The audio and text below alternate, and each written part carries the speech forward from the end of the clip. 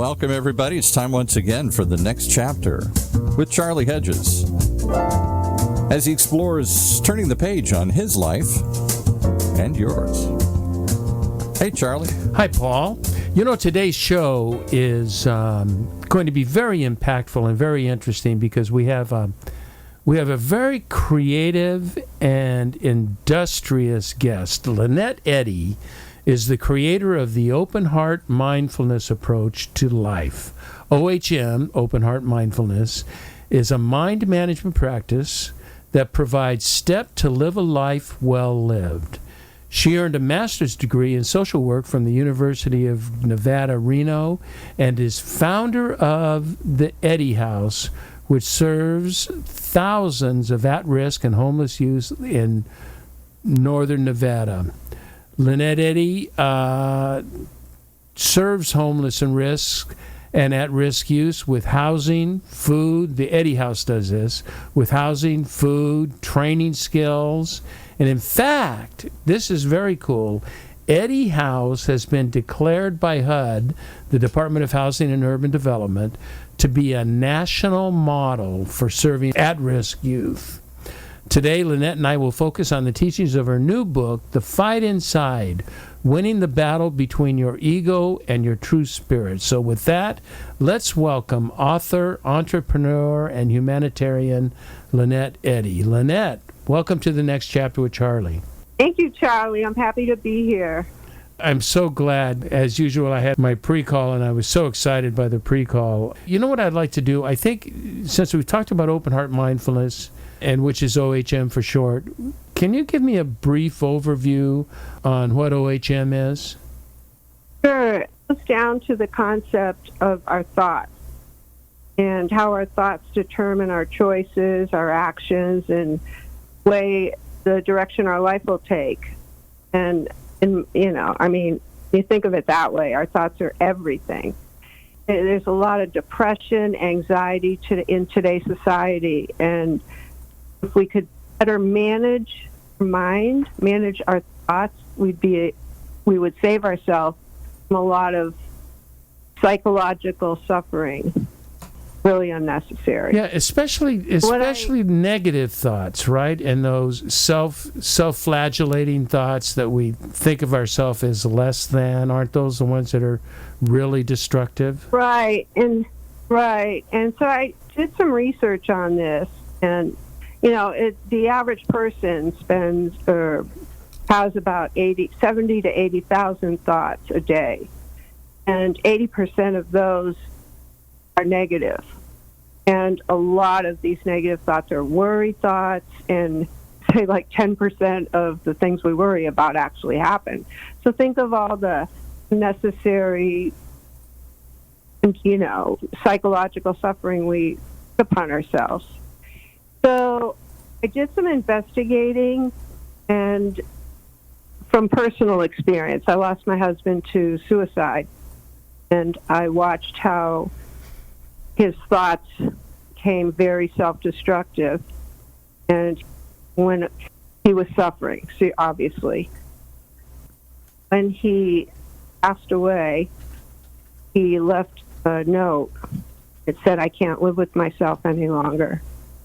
And not too long after, I happened to hear something that Eckhart Tolle had written, and he was about to end his life, and he said, "I can't live with myself any longer." I said, "Whoa, that's the same thing that my husband said." Then Eckhart said that he examined that statement. He said to himself, and he said, "Well, I can't live with myself. There must be two of me. What is the I and what is myself?" Came to a conclusion that the I is his true self, and the myself is his false self. I love that. Ego. Yeah, I love that concept, and we certainly want to get into true self and false self, and as we the ego is a prime determinant in how we think about the false self or the small self. And tell me, I think, if you don't mind, I'd like to probe a little bit into your husband, and you noticed, and you made the observation, you had been married 34 years, and you made the observation that your husband was in pursuit of more, pursuit of whatever more was. Enough wasn't enough, and he was extremely successful in business, extremely successful in a number of areas of life, and yet he felt incomplete. He felt that he couldn't live with the behaviors that led him to pursue those goals. Can you talk about that a bit? Yeah. So, well, when I dove into what the ego is about, there are traps that identify in OHM, and one is never enough. And he definitely had that mentality towards the end. But when we were first married, he lived a simple life. He was compassionate. He loved nature. He meditated. And he was at peace with himself. And then he got into, finance, big finance. He started making a lot of money, and it was people he was associated with, and it all became, have to have more money and more possessions and status. And I kind of watched that happen, and he just wasn't the same person. He was anxious, just never at peace with himself. And then, and then it led to a lot of destructive behavior, like gambling, and then I found out later he had girlfriends and just a secret life. And I was just like, whoa, what happened? And at the time, I was finishing my master's degree in social work, and I tried to diagnose him with the criteria from the DSM. It's kind of like a psychiatrist's Bible to diagnosing clients. And I couldn't find anything. He didn't, the definition of depression or bipolar or anything like that. I just knew he had just lost himself. And that's when I really explored how these negative self-destructive thoughts took him over. And that's when I, it was not enough, never enough, comparing yourself with others. He just, he lost that sense of himself, which I call the spirit. And, that's really a hard concept to define in our language. It's, it's been called like soul, higher self, consciousness. I just call it spirit. It's that thing in us. We all have it. Some people just get covered up by the ego. We lose touch with it. And to live authentically in this life, we have to stay in touch with our spirit. It's that one solid thing that keeps us out of going down that rabbit hole of self-destruction. And and I see it in our society today. It's like we live in an egoic society with all the consumerism and disconnection, and we're starving for a spirituality that he can't find. We're losing it because of the systems, institutions we live by. But in my book, I write how we better get it together and get our spirits, because it depends on the future of the planet. I mean, our ego-based, we're dominating Mother Nature and using all the resources for greed and whatever. But we've got to put it together and get more spiritually based and realize we're part of Mother Nature and we're all connected. what role, and I don't want to get too deeply into the psychology of it, but what role does our childhood play in this? It's a big piece, and that's in the book I describe how we have the traps of the ego, and I break them down so we can recognize them when they show up, in ourselves. The other part of it is trauma and things that happened when we were conditioned from birth. And that has a huge impact on our thoughts. And trauma is the only way to get around it is through it. You have to, I call it a wound, these shadow sides of ourselves, wounds we have buried deep. And, we can recognize that if something triggers us, we're just like, whoa, where'd that come from? You need to just stop. You need to recognize the feeling. I call it, I have an acronym called REAL. Yeah, and I want to get into that in a bit. So we're going to focus a lot of time on REAL. So trauma, that's a beast. Is trauma related to shame? Do the two go hand in hand? Oh, sure. Oh, absolutely. Yes. And shame is, the ego has a party on that one. It will, just tell you you're worthless and how could you do, it's definitely tied to shame. And at Eddy House, we have a lot of the kids, like majority of the kids have all been in the system or whatever, the foster system or whatever, but they've had trauma from early age. And we work with them on a trauma-informed care model, and that is we really get down to the core of what happened. We say, like, what happened to you, not what's wrong with you. We try to separate that and take the blame out, the shame out. I've had kids say, well, did drugs more, she wanted to do drugs, it was more important than taking care of me. And then that gets internalized, and we try to unravel that and things like that. We all have it. Are you kidding? You're preaching to the choir. We all have something in downtrodden choir. I want to briefly just kind of define for our listeners the ego and the true spirit. And I told you my definition. Ego is much more. It's very elaborate, and I have this little my 3 P's I called of ego, and I'm wondering what you think about it. And it comes from our neediness, and it comes from our negative self-talk and the criticisms and comparisons and evaluations, and we end up with an egoic need of power, prestige, and possessions.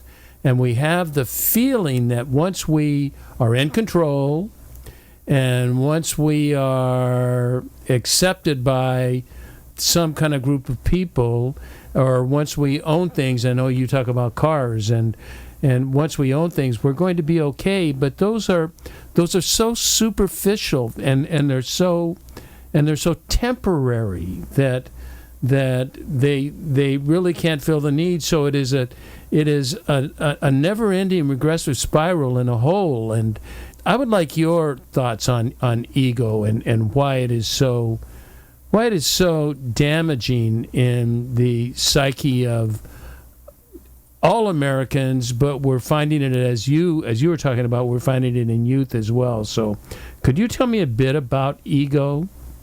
Well, yeah, like when I first started researching this, I went back to Freudian definition, but that's outdated. That was like mommy issues and this and that, but that's way outdated. And then Jung came in with the shadow side, and then transpersonal psychology started focusing more on thoughts, and mindfulness is becoming mainstream right now. Mm-hmm. Much more. Right. So if we can understand our thoughts, the egoic thoughts versus the thoughts that come from our true self, our spirit. So the egoic thoughts, you just never have enough. Ego does not want you to feel peace. So it will just try to disrupt every situation it'll just throw these self-doubt into whatever you're doing, or insecurity, or we all have these thoughts, but never enough. That's an interesting one. I tell the kids at the house that the richest man in the world or woman could be on a yacht and out in the ocean. You would think would be so happy, but they could be more miserable than someone that's in solitary in jail. It's all about managing your thoughts. And, we even mentioned this together, Charlie. We were talking about Viktor Frankl and Man's Search for Meaning, and he found joy and peace just looking out of a window in a concentration camp during the Holocaust. And it's just finding that sense of self and looking at sunset, or hearing music, or meditating, or being in nature. There's just you can tap into it in certain ways, but the ego just jumps in there. Yeah. and the ego, the ego is temporary fixes, that they are, absolutely, they work immediately, but then in the longer term, and it's really in the shorter term, not in the longer term, right? They're never enough. They're never enough. That I need, as you talk about more. There's a book that I'm really interested. I haven't read. It's called The Molecule of More, and it's about dopamine, and it's about how we will pursue dopamine rushes, and when we don't have a dopamine rush, it's sort of a depression, and we seek ways that we can get something new, something interesting, something who knows, that gets us rush, and it's one of the prime causes of addiction, and the ego is demanding these dopamine rushes. Let's look at the other side. How do you define a true spirit? Because I love that idea. I love the idea of that we move beyond, we move outside of ourselves into sort of a cosmic perspective, do we not? Yeah, it's I try to tell the kids, try to define this concept, which is so hard. I tell them, it's like telling someone what chocolate's like, but you don't know until you taste it. It's really hard to define in language, but it's, all the cells in our body, everything when we're born changes out to when we're older. As we are totally different physical beings, when we're 60 than we were when we were 5. But the spirit stays there. That spirit is that solid thing that you have your entire life. And it's that solid base. And, intuition, that's a sign of spirit. If you follow your intuition, if you don't, it's kind of like that's ego blocking it out. I can get really into the cosmic connection when I think of harmony, nature, and supposed to be at peace. And when we're in our true spirit, we do feel love, we feel peace, and that's, I believe, Mother Nature, or the way it's supposed to be. And we have this egoic little monster. Just won't leave us alone. But we have to learn to control it, like, hey, I'm in charge, not you. When we first talked, you said that your approach, I don't know if I have this correct, that if it's your approach, but you talked about the integration of Eastern spirituality and Western psychology. And I think there's so much to that, because in Eastern spirituality, and as is becoming more common with Western spirituality, with Western psychology, is the place of the ego. The ego is starting to emerge. People are understanding the ego, although I think it's still a very small percentage of the population, but it is much more than it ever has been. And you, Lynette, we have not even spoken of the entrepreneur and the creative side of you, that you have created an amazing process, methodology, and physical structure sort of piece, or sort of thing, that's called Eddy House.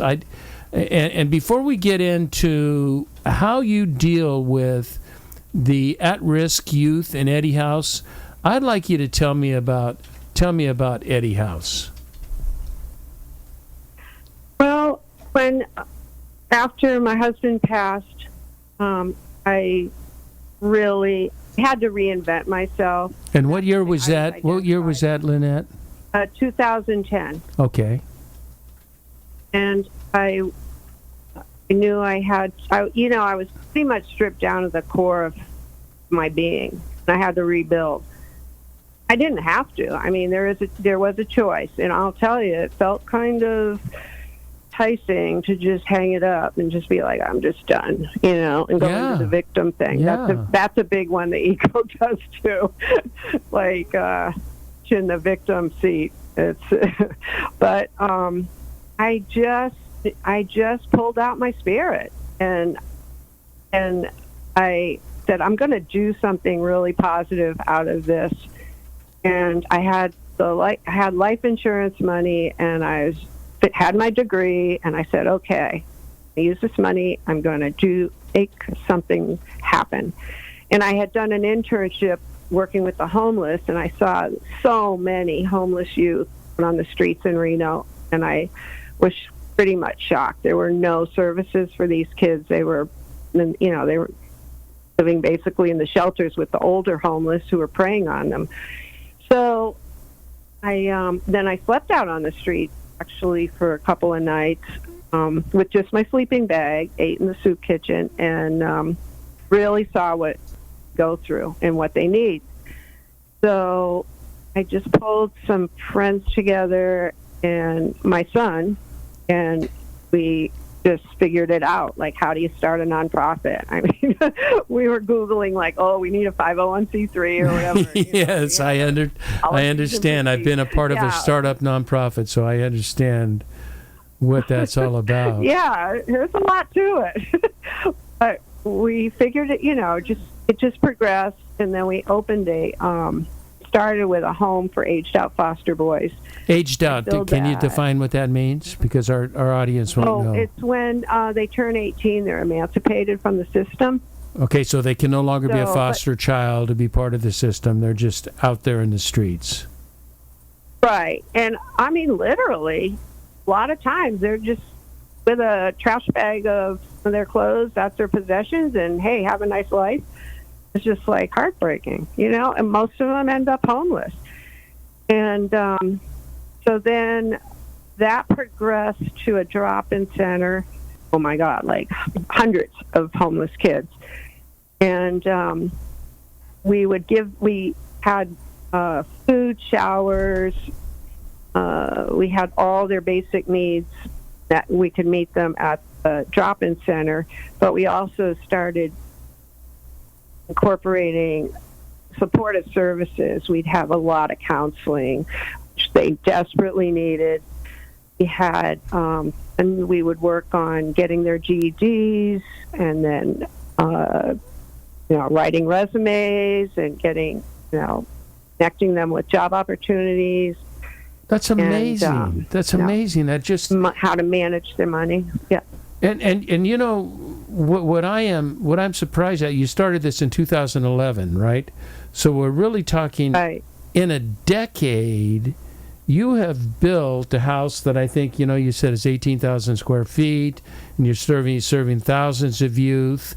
And HUD has named you as a national model for what serving at risk youth would look like. That's Lynette. That is amazing. I can't. You are a woman that gets things done. If you can do this in a decade, that's really a short period of time. Thank you, Charlie. But it wasn't just me. We have of course. Staff. We have now we have an executive director who's amazing. The community had pulled that. Community pulled together. And we collect data all the time, so we know exactly, what programs work, which ones don't, and we, track success. And HUD was impressed by that. And this is so important because this vulnerable age, 18 to 24, that's the age group we work with, and we, research, studies have found that if you don't intervene at that vulnerable age, most likely they'll be homeless for the rest of their life. And social and economic costs of that are huge for every community. So, that's important. Yeah, you gave me a statistic that I found. I'm looking in my notes now, and I'll just go from memory since I can't find it in my notes. But you said of the homeless population, the fastest growing people group of the homeless population in the United States are youth. Is that right? That is in Nevada. Oh, that's in Nevada. Okay. Right. They're starting to find now that seniors overall, it's becoming they're becoming a major. What is going on, major Lynette? part of homelessness. What is causing this? Well, a lot of addiction, mental illness. Yes. And now with seniors, it's our egoic social systems. We don't take care of each other. And even with when I see I've had many homeless friends that I've gotten to know, and they'll tell me people spit on them.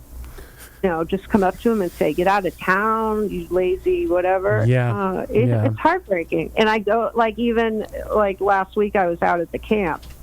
A lot of these people, and no one wants to be homeless. There is that small segment that they just pretty much choose it. But what happened to them to get them to that point? And though there is a segment that I'm not sure if you can help, but I hate to say that, but majority of these people, they desperately need,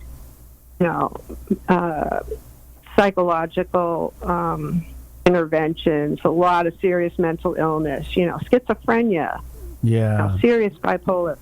How are you going to progress in your life when you're, trying to survive? And it's that Maslow's law, you have to have your basic needs met before you're going to, move up and improve your life. And, that's why we have a housing first model at Eddy House, which is, just get under a roof, get in a safe place, and work on everything. But I'm hoping housing first model will, become more mainstream around the country. Yeah, we have one in Orange County that we financially support, that we're really strong. Lynette, you have now, is this, you have a process that may or may not impact severe psychological issues, but you have a process that's practical, that's a brilliant process that you call REAL, R-E-A-L. And what I'd like to do is I'd like to spend the next half of our podcast talking about that. And I want to take a quick break, and then we will come and we will talk about REAL. Is that okay? Oh, great. Okay.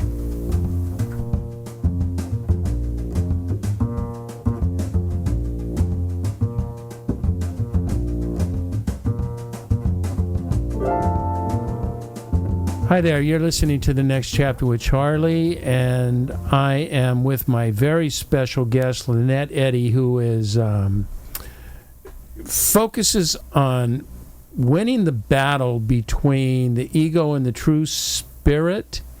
And she focuses this right now on at-risk and homeless youth.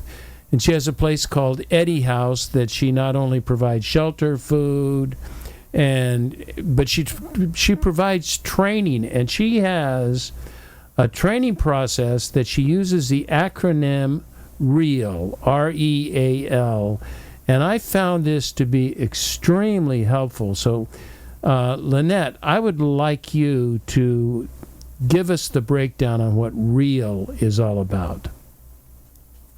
Sure, Charlie. Well, with the, I use this on the kids at the Eddy House, and what I try to emphasize is how important it is to learn to manage their mind. And many of them have self-destructive thoughts, and just their mind, just out of control with telling them that they're worthless and this and that. So we try to get them to be the witness of those thoughts. Now, that's a heavy concept, but tell them, don't just believe in all these thoughts that go through your mind like clouds going through the sky, and it just question them. When they come by, notice them, and then know them for where they're coming from. Are they coming from your ego or your true spirit? And if they're coming from your ego, you need to let them go.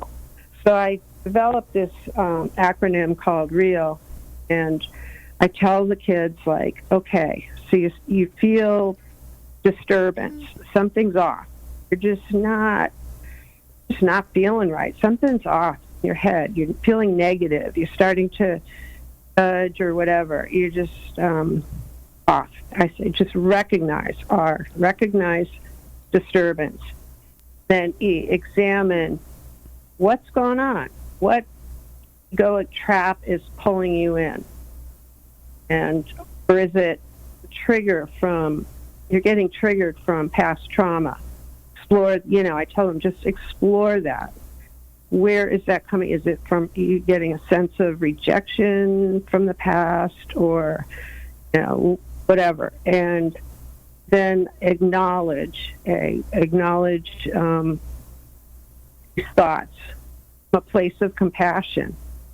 Don't be down on yourself, or no, I shouldn't be thinking this or whatever. Just acknowledge it, a place of compassion, and understand what these thoughts are about. And then just let it go. And the kids they practice this. I've heard stories how it's worked for them in different situations, and it's helped me quite a bit. I mean, an example is if, someone looks at you funny or something, or acts kind of like mad at you or whatever, and you just assume oh my God, did I do? Or, it must be me, they don't like me, or, and then you go down this rabbit hole and it ruins your whole day. And it's just like, really? You find out later that you just had a fight with their partner or something. That's just one small example, but, like I said, the most prominent traps are, with the not enough. And just if you're in your true spirit, you will be like, okay, I am enough. I'm worthy. I don't need things to make me whole. I don't need drugs to make me whole. I am enough. And then, stop comparing yourself. And with the young people, this is huge with social media. Oh, always terrible. Comparing themselves with others. Yeah. And that's why you see the rise in depression, anxiety with the young kids. I mean, they're always like, well, look at all the posts. They're all happy and living the life. And what's wrong with me? It must be me. It must be me. And I'm like, hey, guys, no. Everyone, we all have our, we don't post when we're, in our darkest times, Unfortunately, and we should. Yeah. Right. It's like we all trying to have this image of this perfect life we have or whatever, and it's such BS. No, that's not a cuss. But it's just BS. And if everyone were just more real with each other, I think we wouldn't feel so separate from each other and isolated. And that's huge in our society today. I mean, you see these mass shootings or everything. It's just like everyone's so isolated. We're not connected. Our sense of community is gone, and that has to come back if we're going to survive as a species. Yeah, All right, I'm sounding really doomsday, but I'm pretty convinced that's where we're heading if we don't get back into our true spirit. And then the collective spirit will take care of the planet. I think your process is it resonates with Alcoholics Anonymous, that this is sort of the process of Alcoholics Anonymous. And I think it's a process of a lot of therapy that we need to call it as it is, examine it, ponder it, and once we do that, acknowledge, yes, I have fallen prey to this, but this is not the truth, and if I hold on to this truth, it's going to be destructive for me. It's going to take me into places that I don't want to go, and that's why I think you suggest let it go and move on to something healthier. What would be the counter to real, not just letting it go? What would my life look like if I am real? Well, you'd have more peace. And, we were talking earlier about those quick fixes that we're all looking for, the little sugar rush or whatever, to make us feel happy. It's an artificial happiness. If we can control these traps, then we can have more equanimity. We can be more at peace with ourselves. And that's what we really want. We don't want, these highs of happiness. I mean, that's pleasure. It's not true joy. True joy is peace. Pleasure and joy. That you make a distinction between the two of those. Right. Pleasure is just short lasting, buying new things or doing drugs or whatever. That's just short. But lasting joy, that's when you are at peace. Now, you said that your students in Eddy House are very fond exercising your acronym REAL. What is that? So obviously this has resonated with this people group, that I need to think better, think differently, and then allow my inner self to deal with it. Am I catching that right? Exactly. You can see a lot of improvement in their emotional regulation. A lot of them come in, they're just like, they get angry in 2 seconds, out of control or whatever. And, when they begin the process to really self-reflect and think about their thoughts and where they're coming from and understanding the mechanics of their mind a little better. And, it's hard. They're at a young age. I mean, it's hard at any age, but once they get a handle on that, they sit back. If they start feeling pissed off or whatever, take a moment. They step back, get in that witness seat, and they're like, okay, where is this coming from? And, acknowledge it and figure it out, and then they let it go. I mean, if there's a reason for them to, be not happy about the situation, or someone did something to them, we'll deal with it in a much more, appropriate way. How long is are your trainings on this? Is this a couple days, couple months? We have the drop-in center, and we get all the kids that just come off the streets, and then we have maybe, I think it's 40 beds for the kids that live there. We also have shelter beds. We have kids that can come in, and we have a ton of cots, and they can stay overnight. But if they want to go into our call it the community living program, can stay in our program. But no matter what, whoever is at Eddy House at any given time, we have groups scheduled, and I do this mindfulness group, and so with the Open Heart Mindfulness. So, is that a large group? Is that an intimate group? It's pretty large. It's depends on how many of the. Hopefully, we have youth that are out working and school, but we have usually I'll have I've had up to 50 kids in. Oh my goodness! Seriously. Yeah, and I'll tell you, this is an intimidating crowd. I mean, it's so funny though, because I walk in and I start, and I'm expecting they're going to have their phones in their face and a lot of attitude and that, but I just hit them right away, and they are just, and they ask questions, and we openly talk about how they're trying to get a grip on their self-destruction and that, and it's really helped. It's really helped. And at the end of the day, as we're wrapping up our show here, at the end of the day, it all comes back to that battle between the ego and the true spirit, does it not? Is that not sort of the core of the issues? Absolutely. I truly believe it.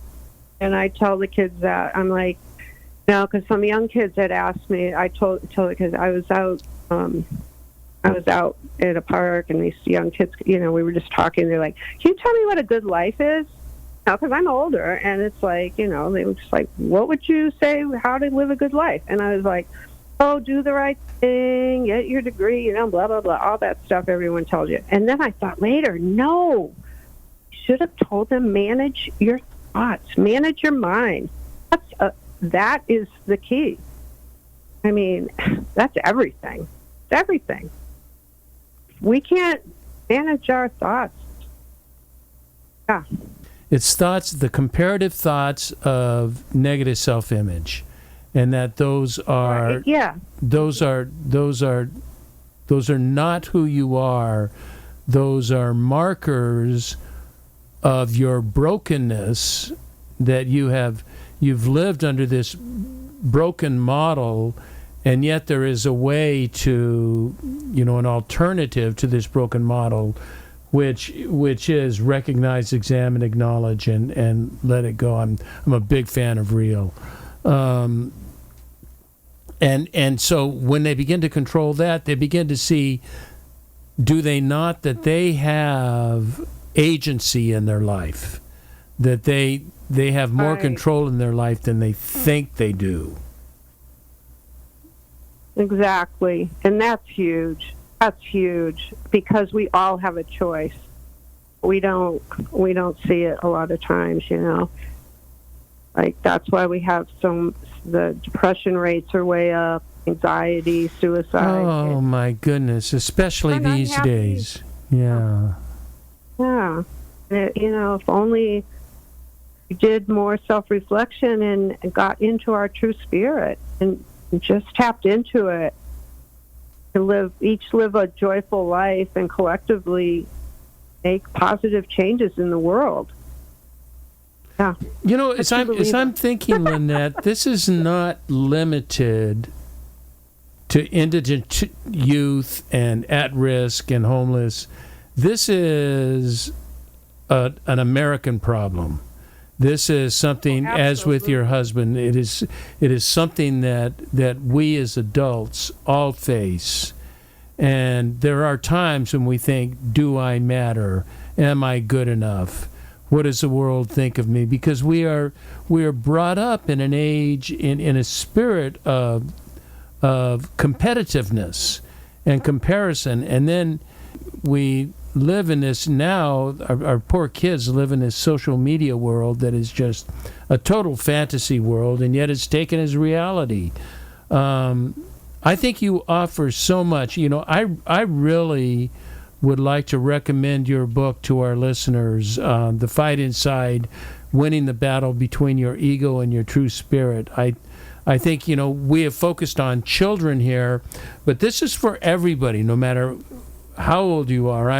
I'm 73 and I'm still learning this stuff and still, you know, working on, if perfecting is the right word, but perfecting my core inner self. And you know, for those that are in the spiritual tradition, you know, in my spiritual tradition of the Christian mystics, you know, this is a major message. And as I was explaining to you, we are looking at love and kindness and acceptance, and we're looking for, as you would put it, we're looking for collaboration with the cosmos, collaboration with the way things are created. And in my paradigm, things are created by an ontology or agency of God, which is the spirit of love. And it is a spirit of you are accepted. You know, you talked about that it's important to be accepted and to be significant. Well, how much more significant can you be than when you are at one with the divine, no matter how you define that divine, that you are at one with that and you have a source, an internal source that you can rely on. How do you feel about that? Oh, well said, Charlie. That hits it. Yeah. Well, Lynette Eddy, thank you so much. You know, I'm going to put in my links. You know, we'll put the Eddy House and we'll put your book, and I'm going to put a donation thing that people can donate to the Eddy House because you're doing such profound work there, and we want to support you any way we can. Thank you. Thank you, Charlie. Well, thank you for all you do. Thank you so much. Yeah. You know, I'm amazed. Thank you for being you. You know, yeah, it is what it is. I am just amazed at what you've done in a decade. You are with your team. I know you are such a humble woman, and you will give credit to your team and to all the people that have worked with you on this, but you have been the leader, and you are, in my mind, a godsend, and our world in the United States needs you and people like you. Thank you. Oh, thank you, Charlie. All right, I want to thank all our listeners for tuning in to the next chapter with Charlie, and until next, this is Charlie Hedges signing off. Bye for now.